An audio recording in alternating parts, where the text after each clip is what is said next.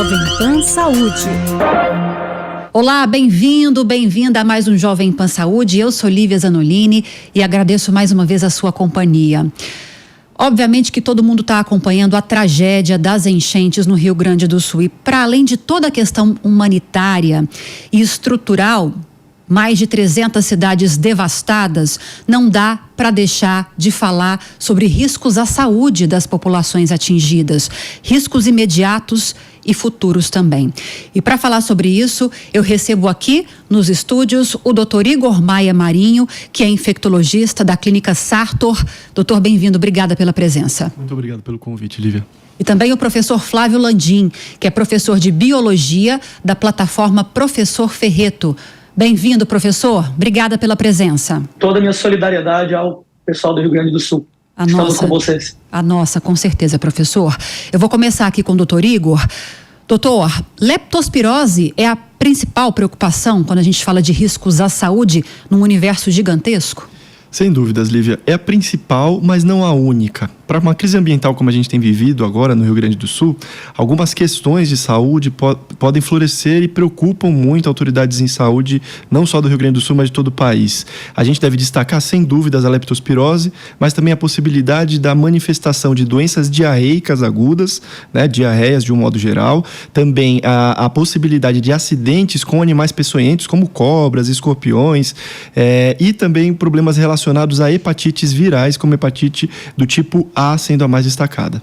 Agora, professor, não dá para deixar de mencionar também que nesse cenário de alagamentos intensos, a proliferação de mosquitos, a proliferação de animais peçonhentos também preocupa muito, né? Da mesma maneira que as pessoas estão procurando abrigo das chuvas, da enchente, os animais vão ter o mesmo comportamento.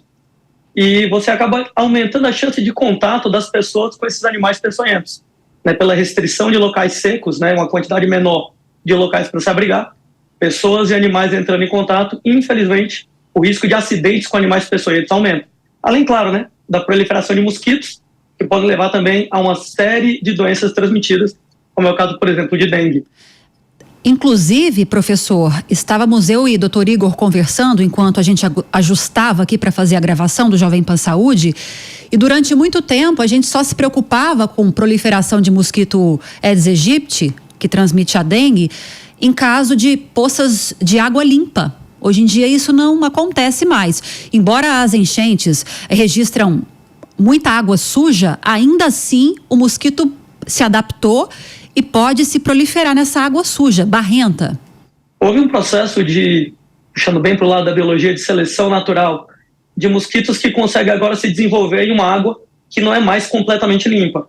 Alguns anos atrás a água tinha que ser bem limpa, aquela água que acabou de cair da chuva, para de repente chegar e haver a proliferação do mosquito, o mosquito colocar os ovos, o desenvolvimento das larvas. Mas hoje em dia, os mosquitos estão cada vez mais tolerantes à água menos limpa. A água muito poluída, ainda não há como eles de repente proliferarem. Mas a água levemente suja, não exatamente pura, cristalina, eles já estão conseguindo se proliferar, o que infelizmente aumenta mais o risco de problemas por causa desses episódios de enchentes. Pois é, e não só desse momento agora, né, doutor Igor? Quando a gente fala de dengue, é um problema que vai se prolongar por muito tempo ainda. E eu queria começar trazendo detalhes sobre leptospirose, que é a principal reclamação. O que como a contaminação acontece, se é possível tomar algum cuidado. Acho que impossível num cenário como o do Rio Grande do Sul, né? Sim, a leptospirose é uma doença potencialmente muito grave. A gente sempre ouve falar muito da doença nesse período de muitas chuvas, em qualquer lugar do país. É ocasionada por um germe, que é a Leptospira interrogas, que aproveita a própria pele, às vezes a pele com pequenas fissuras, ou mesmo que não haja essas fissuras, para entrar na corrente sanguínea e causar uma síndrome febril, que pode cursar com insuficiência hepática, ou seja, com doença no fígado, e também, em casos mais graves, com sangramentos. A doença não tem uma profilaxia, ou seja, uma prevenção específica que seja recomendada para qualquer pessoa que tenha contato com essas águas de enchente, enchente, mas no caso do Rio Grande do Sul até houve agora, né, na verdade nos últimos 2 dias, pela Sociedade Gaúcha de Infectologia, e isso também respaldado pela Sociedade Brasileira de Infectologia, a recomendação de que medicações específicas possam ser oferecidas para pessoas que tenham contato repetido com essa água de enchente, como por exemplo os bombeiros socorristas que estão trabalhando nessa crise ambiental do Rio Grande do Sul. Que medicamentos seriam esses, doutor? Essas medicações são antibióticos, então a principal recomendação é a doxiciclina para esses grupos específicos, ou alternativamente, na falta dessa medicação, ou para pessoas que eventualmente tenham alergias, é possível também fazer o uso da azitromicina. Uma preocupação é que, embora se tenha informações sobre isso, né, doutor, o acesso a esses medicamentos está muito restrito. Perfeito. Então, para além dessa forma de se cuidar, de se tratar, de diante da possibilidade de estar com um problema, já se tratar de alguma forma, se cuidar, não tem como prevenir, o senhor explicou, né? Não tem como prevenir a leptospirose. Mas tem alguns cuidados importantes que podem ajudar a minimizar os riscos? Perfeito. Como você pontuou muito bem, existe uma dificuldade tanto em insumos, como medicações de um modo geral, além da dificuldade de ter acesso direto aos profissionais de saúde, que estão extremamente sobrecarregados nessa região agora, e às vezes muito mais preocupados com pessoas que sofreram quadros de afogamento, né, que estão em urgências de saúde muito maiores do que eventualmente um quadro febril, né, que em um primeiro momento pode não se manifestar com tanta gravidade. Esse acaba sendo um grande problema dentro do contexto que a gente tem observado por lá, esse acesso aos profissionais de saúde, esse acesso aos insumos de saúde, para que haja um tratamento específico e um tratamento feito da melhor forma possível para esses indivíduos. Agora, professor, em relação a esses animais peçonhentos, existe algum cuidado que a população pode já fazer para pelo menos evitar que algo aconteça, que esse contato muito próximo aconteça? Várias recomendações podem ser dadas, né? Por exemplo, se você encontrar um animal peçonhento, uma aranha, uma serpente, obviamente não enfrentar, chamar o pessoal especializado agora é um pouco mais complicado devido à sobrecarga, né, dos bombeiros, por exemplo, mas não se deve tentar tirar por conta própria um animal desses, né, uma aranha peçonhenta, uma serpente peçonhenta, porque pode aumentar o risco de acidentes. Quando você estiver, de repente, lá, né, em ambientes mais restritos, ambientes, de repente, lá, mais fechados, muito cuidado, não colocar a mão em buraco, não mexer em móveis, né, você, de repente, lá, pode pegar uma vassoura, um cabo de vassoura que seja, para poder manipular, né, tanto buracos quanto empurrar móveis, porque pode ser que ali a gente esteja com algum animal peçonhento desse alojado. Tomar muito cuidado também com calçados, com roupas, com colchões, né? Às vezes o animal ele usa um calçado, uma bota, por exemplo, como abrigo, né? E quando a pessoa pisa, claro, o animal reage e acaba picando, acaba de repente levando a acidentes. Então, dá aquela batidinha, pegar, por exemplo, lá a roupa, né? Dar uma mexida nela para ver se sai lá, né, Deus me livre, algum animal de dentro, né, são maneiras, por exemplo, de você evitar, né, acidentes com esse tipo de animal. Agora, eu imagino, professor, posso estar falando besteira, que obviamente que essas orientações vão servir para toda a população que está nessas cidades em calamidade pública, com essas cheias significativas, mas principalmente aquela população que não está em bairros alagados, porque como o senhor explicou no começo, muito possivelmente esses animais vão procurar esses bairros mais altos, que por enquanto, e queiramos que continuem assim, não estão alagados, e aí nesse caso a preocupação é ainda maior para esses cuidados. As pessoas vão tentar procurar essas regiões mais altas que não estão alagadas, como eu disse, os animais vão atrás. Isso quer dizer que a preocupação com essa possibilidade do ataque de animais peçonhentos não é só nas áreas alagadas, né? É principalmente, exatamente agora, nas áreas secas, no entorno das áreas alagadas, nas regiões secas próximas às áreas alagadas. Então, realmente, toda a população tem que tomar um cuidado especial, né, em relação à possibilidade, ao risco de você ter o contato com animais peçonhentos. Doutor Igor, só para fechar essa questão da leptospirose, que tem outras questões também que chamam a atenção num cenário como esse lá no Rio Grande do Sul, os ratos que transmitem, né? Eles que fazem o xixi, ou tem outro animal que também tem essa possibilidade? A leptospirose ela é transmitida por esse germe que é a leptospira, mas que vive no trato urinário de pequenos mamíferos principalmente os ratos. Assim, não só ratos, então. Não apenas ratos, mas principalmente os ratos. A gente tem observado, até uma notícia que saiu recentemente, que animais, aproveitando até a presença do professor Flávio, animais como ratos, que estão justamente desabrigados, estão aparecendo em locais que eram totalmente inesperados. Esses animais fazem as suas excretas, principalmente a urina. Essa urina se dilui na água das enchentes e as pessoas, obviamente, estão sem condição. Ela precisa sair daquele lugar que está enchente e atravessar, né, regiões alagadas para poder sair de áreas de risco e, obviamente, acabam tendo contato. Então, até aproveitando, como a gente se previne, né, como a gente evita. Eu falei aqui sobre a possibilidade da quimioprofilaxia, que é o uso de medicações que vai estar indicado apenas para esses profissionais socorristas que estão com uma exposição muito aumentada. Para a população em geral, não. Mas é possível se prevenir tentando evitar o contato com essa água o máximo possível. Seja usando roupas impermeáveis, né? Aquelas galochas ou botas plásticas. Então, evitar sempre que possível. A gente sabe que não é sempre possível, né? Numa situação de emergência como essa. Mas tendo a possibilidade de evitar esse contato ou de usar proteções, tente fazê-lo. Não, obviamente, é bom a gente destacar isso, né, doutor?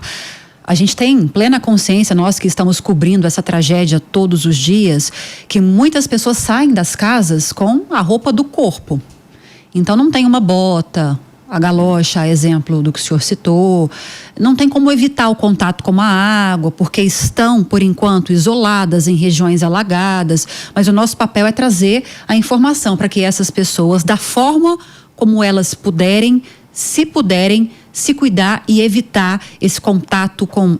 No caso da água, a preocupação também é porque o esgoto sobe e junta, né, mistura Perfeito. com a água. Não é só a água suja do rio que transbordou e também carregando toda a sujeira e o lixo que já estava nas ruas. Isso. O esgoto sobe. E aí outras doenças também podem surgir. E aí a gente aproveita e puxa o gancho que não é somente a leptospirose. A gente falou aqui, por exemplo, sobre doenças do trato gastrointestinal. Quando sobe esse esgoto, sobe também uma quantidade grande de coliformes fecais, de excrementos humanos ou de outros animais que vão carregar bactérias, como, por exemplo, bactérias causadoras de diarreia, né? Ou outros parasitas também. Então, doenças diarreicas agudas são muito comuns de acontecer. E, infelizmente, ocorre também acidentalmente a ingestão dessa água muito frequentemente. Afogamentos, né? Ou pré-afogamentos, quase afogamento. Pré-afogamento, você está ali tentando salvar sua vida, nadando, você acaba engolindo uma certa quantidade de água. Isso é um fator de risco, então, aumentado para essas doenças do tipo diarreicas. Além disso, eu também mencionei aqui hepatites, né? Com destaque principalmente para hepatite viral, causado pelo vírus da hepatite do tipo A, que também vai causar uma doença hepática, né? Afinal de contas é uma hepatite, mas que pode cursar com uma diarreia importante, também com febre e sintomas agudos. Então é importante lembrar de todas essas doenças. E eu ainda não mencionei, mas é importante lembrar também que doenças de pele podem acontecer por causa do contato com essas bactérias e outros parasitas. Então, indivíduos que entram em contato com esses ambientes, principalmente quando já existe alguma ferida previamente ali, algum tipo de escoriação, que às vezes acontece inclusive durante a tentativa de escapar dessas regiões de risco, né? Então se esbarra num galho, né? Alguma coisa nesse sentido, você pode ter o aproveitamento dessas bactérias para penetrar na pele ou no tecido subcutâneo desses pacientes e causar infecções. Até tétano também, doutor? Perfeito. E aí está um outro problema. A água, as imagens que chegam pra gente aqui em São Paulo, né? A gente assiste pela TV, pela Jovem Pan, essa água é barrenta. Você não consegue ver onde você está pisando, né? Então já se junta uma situação de um desespero, de o que está acontecendo, preciso sair daqui imediatamente. Só pensa em se salvar, né? E não preservar a vida, é o primeiro ponto. Perfeito, Lívia. E eu não consigo ver onde eu estou pisando, né? Eu não sei o que tem ali embaixo.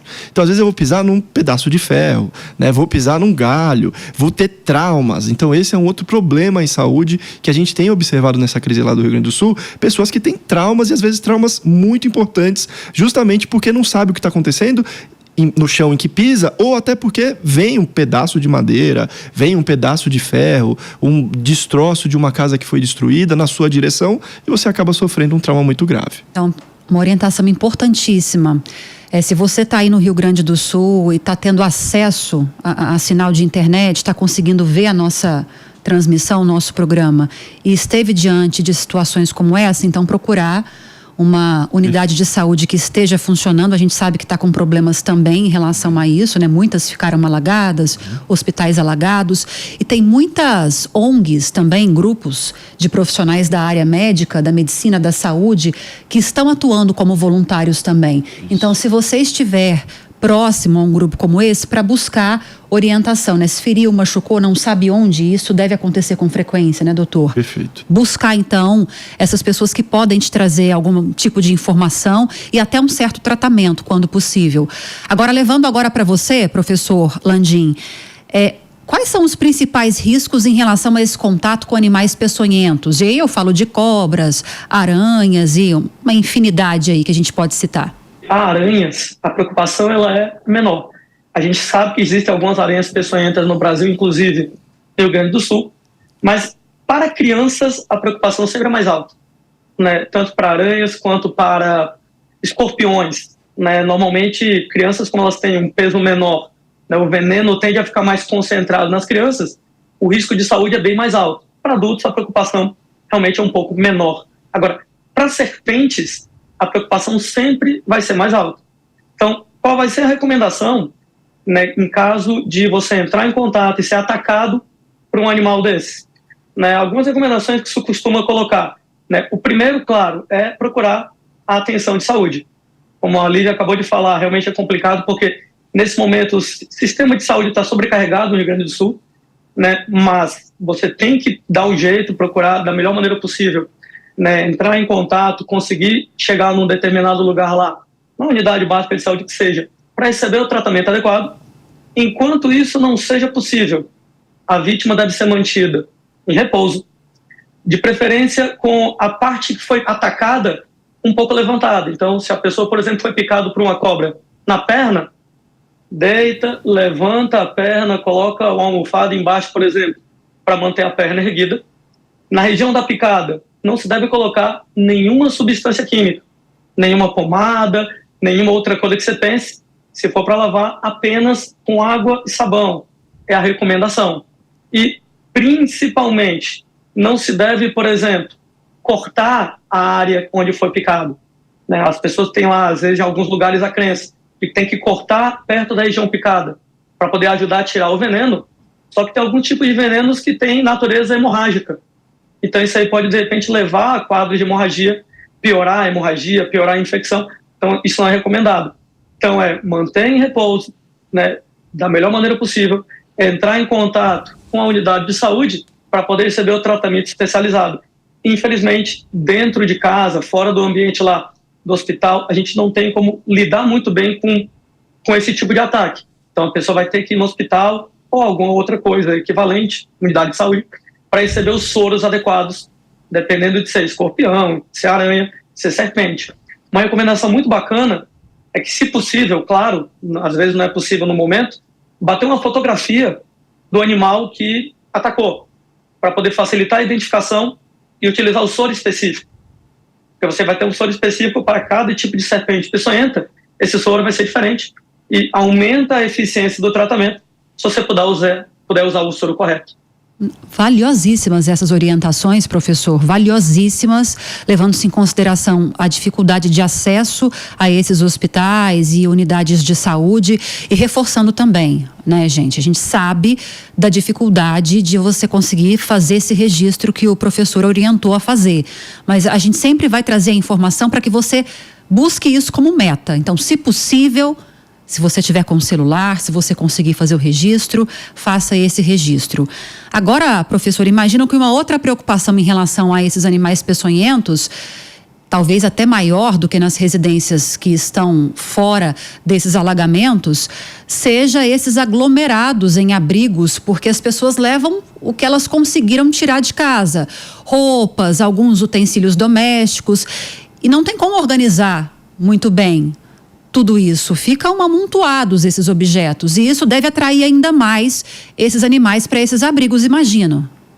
Em qualquer lugar onde há aglomeração de pessoas, né, o doutor Igor com certeza consegue falar melhor sobre isso, que ambientes de aglomeração, eles facilitam a transmissão de muitíssimas doenças, né, doenças transmitidas por contato, né, pessoa a pessoa, por contato de repente indireto, por objetos contaminados. Então realmente a preocupação em todos esses abrigos, onde você tem uma concentração de pessoas muito alta, não apenas problema lá dos animais peçonhentos, mas de várias outras possíveis doenças infecto-contagiosas. Então, realmente, esse pessoal que está desabrigado tem que ser cuidado com um carinho todo especial né, temos que ter todo o cuidado do mundo para poder controlar eventuais epidemias, surtos de doenças variadas que podem acontecer nesse tipo de momento. Não apenas a preocupação, particularmente voltando aos animais peçonhentos, nos abrigos, como quando as pessoas retornarem para as casas, né, para poder, de repente, chegar e ver o que é que se pode recuperar, como é que se pode, né, sanar os problemas, porque, uma vez que haja retorno, infelizmente, continua havendo um risco muito alto de contato com animais peçonhentos. Pois é, doutor Igor, e aí quando a gente pensa nessas aglomerações, e aí a gente abre o leque de possibilidades de riscos à saúde, um leque gigantesco. Não dá nem para citar tudo aqui, né? Isso. Na verdade, até aqui a gente falou de situações muito diretamente relacionadas com a crise ambiental do Rio Grande do Sul e com essas enchentes, né? A gente sabe que existe um impacto secundário de tudo isso. Quer dizer, tem pessoas que estão aglomeradas, que não estão se alimentando de forma adequada, que não estão, às vezes, se hidratando de forma adequada, e esse impacto, basicamente, pode surgir com ainda outras doenças. Por exemplo, doenças do trato respiratório. Essas pessoas vão ficar todas reunidas, às vezes em espaços pequenos, confinados, né? E aí a presença de uma síndrome respiratória em uma dessas pessoas, e muitas vezes sem a cobertura adequada, ali passando frio, a gente entra num período agora, né, no mês de maio para o mês de junho, em que aumentam naturalmente as doenças respiratórias. Então a gente tem aumento de síndromes relacionadas à influenza, ao próprio Covid e outras síndromes gripais de um modo geral, e isso pode aumentar nesses indivíduos que estão ali numa condição de vida que não é ideal, né? Infelizmente, a gente tem visto todos os esforços das autoridades, né, públicas e da sociedade civil também organizada, mas a gente sabe que por alguns meses, provavelmente, muitas pessoas, né, milhares de pessoas estarão desabrigadas e com uma condição de vida que não é o ideal, e isso favorece outros problemas de saúde, com destaque aí para as infecções de vias respiratórias, mas também a possibilidade de síndromes relacionadas à desnutrição, à desidratação, entre outras situações, infelizmente. A falta de água potável, pelo menos agora, é a maior preocupação. Tanto é que essas campanhas feitas pela sociedade civil, por órgãos públicos, o próprio governo lá do Rio Grande do Sul fez esse apelo, tem uma lista de prioridades do que pode ser doado. Em primeiro lugar é a água potável, porque praticamente o sistema completo de tratamento de água está parado. Não todo, mas está funcionando assim, muito precariamente. E aí falta água para todo mundo. Pois é. Os dados mais recentes falam que cerca de 85% de Porto Alegre está sem água potável, né? Então é praticamente toda a cidade, a capital, né, do Rio Grande do Sul. Você imagina então nas outras cidades menores o quanto que isso não está sendo comprometido também, né? Além dessa questão básica da desidratação, a falta do acesso à água pode levar a que tipo de complicação? A falta do acesso à água, principalmente, né, nos extremos de idade, então nas crianças, né, ou nos indivíduos muito jovens, com destaque para os bebês, né, e para as crianças menores, mas também o outro extremo de idade, que são os idosos, pode levar a doenças ou morbidades relacionadas à desidratação. Esses pacientes podem evoluir, por exemplo, com rebaixamentos do nível de consciência, com doença renal relacionada à falta de uma hidratação adequada, pela falta de acesso à água potável, como a gente está mencionando aqui. Doutor, então, quem puder ajudar doando até máscaras, né? A gente não tem visto muito isso, mas diante dessa informação da aglomeração, facilitar a proliferação desses vírus respiratórios, quem puder doar máscaras também, porque eles estão com os insumos limitados lá no Rio Grande do Sul, por enquanto é um meio mais fácil ou possível de se proteger para quem está nesses abrigos, né? Sem dúvida. E a gente mencionou aqui as síndromes respiratórias virais, que sem dúvida são muito importantes, mas é importante lembrar que eventualmente vai ter um outro indivíduo com outras doenças, por exemplo, com tuberculose, né? E que vão estar aglomerados, porque não tem como manter esse indivíduo isolado, né? Não tem como manter esse indivíduo, muitas vezes, nem internado, porque não tem leito para internação. Então, a máscara, sem dúvida, é uma barreira, é uma forma de proteção, né? E toda ajuda aí vai ser bem-vinda. A gente tem que tentar, como já tem feito, né, se organizar para ajudar aí os nossos irmãos gaúchos. Bom, estamos chegando no final do programa, estamos nos minutos finais. Professor, queria dedicar esse tempinho que ainda nos resta para que, começando pelo senhor, o senhor possa nos ressaltar o que é mais importante de deixar aqui hoje de orientação para quem está lá no Rio Grande do Sul. De prestar solidariedade, né, aos nossos irmãos gaúchos, como o Igor falou, e esperar que a situação se resolva da melhor maneira possível, o mais rápido possível. Né? Novamente, para quem, né, está em regiões afetadas pela enchente, os cuidados lá que a gente recomendou, tanto o Dr. Igor quanto eu falei aqui, em relação ao risco de doenças infecto-contagiosas e ao risco lá de contato com animais peçonhentos, para poder minimizar uma situação que já é muito séria, que infelizmente pode piorar nos próximos dias aí, devido a esses problemas de saúde relacionados. Então, realmente, o cuidado que você puder tomar, como a Lívia falou, às vezes não é possível, porque sistemas de saúde sobrecarregados, profissionais lá, como os bombeiros sobrecarregados, mas o que você puder fazer para minimizar os problemas, claro que já vai ajudar bastante. Doutor Igor, grande preocupação, dificuldade nesse momento de diagnosticar problemas de saúde. Então, assim que possível, assim que a água baixar, assim que a lotação nas unidades de saúde diminuir, todo mundo deve procurar, então, uma assistência médica. Sem dúvida. Qualquer pessoa que tenha sintomas ou que teve esses contatos de risco, como a gente mencionou, seja com animais peçonhentos, seja com água possivelmente contaminada, deve procurar ajuda médica. Existe uma mobilização muito grande, tanto por parte do governo, né, do Rio Grande do Sul, das prefeituras aí regionais do Rio Grande do Sul, como das prefeituras, dos governos, do governo federal de todo o país, bem como da sociedade civil, como a gente mencionou aqui, para que essas pessoas sejam contempladas com cuidado à saúde adequado, mesmo em uma situação de urgência como a gente tem vivido. Então, o ideal é que se evite a automedicação ou postergar uma situação de saúde, depois eu vejo isso, né? Não, se existe uma necessidade, se existem sintomas ou se houve uma exposição de risco, procurem aí os profissionais de saúde, que com certeza existe toda uma rede de ajuda que está sendo montada para ajudar aí a população gaúcha. Bom, o que a gente pode fazer nesse momento é levar orientação para quem consegue nos acompanhar, porque até isso é difícil. O acesso à informação para quem está nessas regiões alagadas, mais de 300 municípios em calamidade pública nessa situação.